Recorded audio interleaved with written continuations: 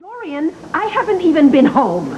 I have not seen my children, and I resent your cornering me here on some pretext of an emergency, which is just gossip. Don't start, Viki. This is about our children. Our children are grown-ups. Are you saying that you don't care? Of course I care, but I am not about to start interfering in their lives. Listen, I rushed here from my cruise because of my brother, who is in a very bad way. He's lying in that room, catatonic. Well, he's better off in there than in prison. I'm not going to engage with you about Todd. Or about Kevin and Cassie. Are you telling me you don't care that their relationship is in serious danger? Or are you secretly pleased? Oh, don't be ridiculous. Yes, that would explain it. Of course, this is what you wanted right from the beginning. That's why you were so willing to have a very beautiful, very blonde young nurse live in your home. She was caring for my son during a long, painful recovery. And also insinuating her way into his life. And I guess you didn't have a problem either when he hired her to take care of David in the house he ostensibly purchased for Cassie. Yes, well, Cassie herself has said that Barbara has been invaluable to David. I don't know why I ever thought that you could change. All right, wait. Just calm down. Maybe I have taken it a bit far.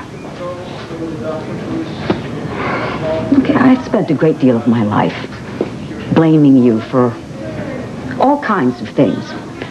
But I have seen you fight really hard to protect your own children. So somewhere deep inside, you understand. Dorian, I understand the impulse.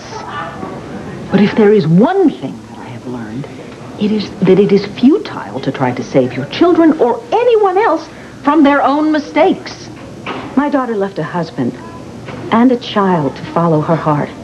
I'm afraid that Kevin is going to break that heart. Now, can you reassure me? Can you tell me that you know for sure that Kevin is not involved with Barbara? Oh, I knew it! I knew everything I suspected was true. It must be stopped. There is a problem between Kevin and... Was I supposed to ignore the looks that Kevin gives his darling BB?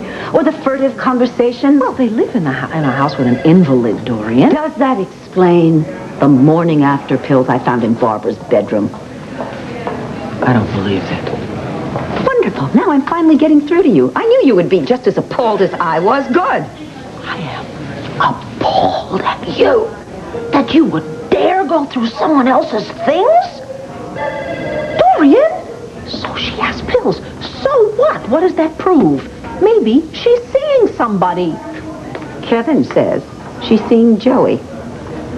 Joey? Really? When did that happen? I don't think it did. I think it's a story that he made up. A cover story when I confronted him. You confronted Kevin? Yes. You are out of control. I'm not the issue. Oh, on the contrary, you are the only issue. And now I'm going home to be with my family. Viki, did you take a cruise on the Ship of Fools? We are not going to have a wedding. We are not going to have a uniting of our two families. And we are not going to have any more grandchildren unless we do something, and we do it fast. When you are as overwrought about something as you appear to be, I think things appear to be much more threatening than they really are. So maybe instead of immersing yourself in all these worries, you should go away on a trip and get some perspective the way I did. Well, I certainly couldn't possibly leave when all of my girls are in grave danger. All of them? Are they really, or is that just your perception? Now, let me tell you something. I learned something very important while I was on my cruise.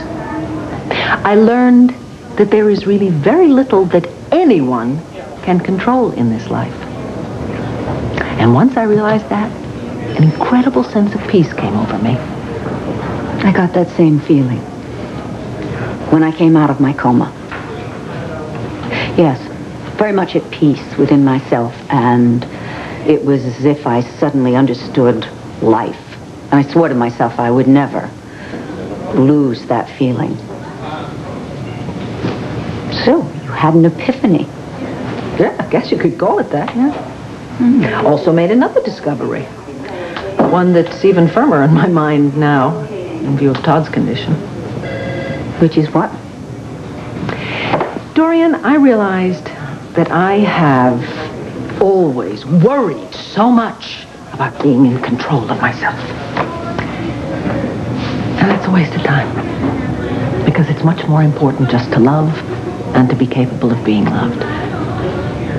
Oh, that is enormous. Yeah. But it's so simple, isn't it? And yet I fought that for so long. I wouldn't even allow myself to recognize this one great big sustaining love that has been a part of my life for so long. No matter how I rearranged my life, that love was there. Always was and still is there. So I'm awfully glad I came to my senses and understood that I don't want to be alone. Actually, I've never been alone. And I need never be. Well, I realized... Viki!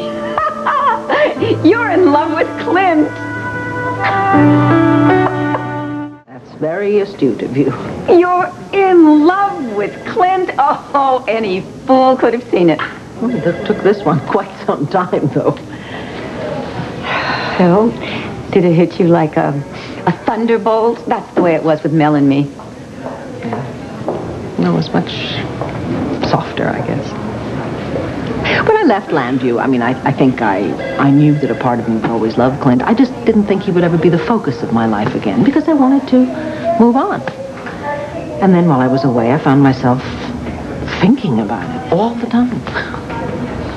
In a romantic way?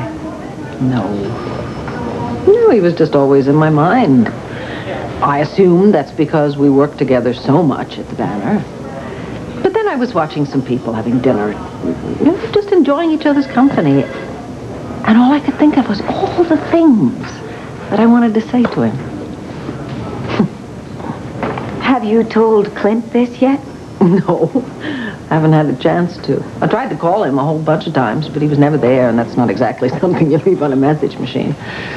And then, when I came back from the cruise, I rushed right over here because of Todd, and then, you waylaid me with your emergency. Yes, well, what you have just told me could be, in its own way, an emergency. Viki, I hope you didn't stay on that ship too long. What does that mean? While you were away, Clint may have developed interests of his own. Dorian, what do you mean? Well, I happened to be at the Banner the other day, and Lindsay Rappaport came in. You know, Sam Rappaport's ex-wife. She was wearing this, little sex kitten outfit and carrying a really large picnic basket. She and Clint went into his office to have lunch. So what? So I just happened to lean against the door of his office. Well, and it opened, and there was Clint holding on to Lindsay's ankle. He said, well, she had hurt her ankle, but she didn't appear to be in any discomfort to me. You're doing it again. Doing what? You are making fire where there isn't even any smoke. For your information, Clint proposed to me just before I left Landview. Really? Mm-hmm. Why would he do something like that after all this time? Well, I think he had his own epiphany. When his father almost died up at the lodge, he realized he did not want to waste another moment of his life. And I agree with him. Every single day is a gift. And I want to share those days with Clint, and he wants to share them with me. I think you should confirm that with Clint just as soon as possible. Oh, I plan to.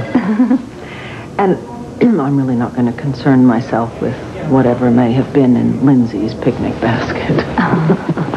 I'm going home now, and why don't we have lunch next week one day, and we can talk about Kevin and Cassie's wedding, and if all goes well, my wedding too. Oh, wonderful.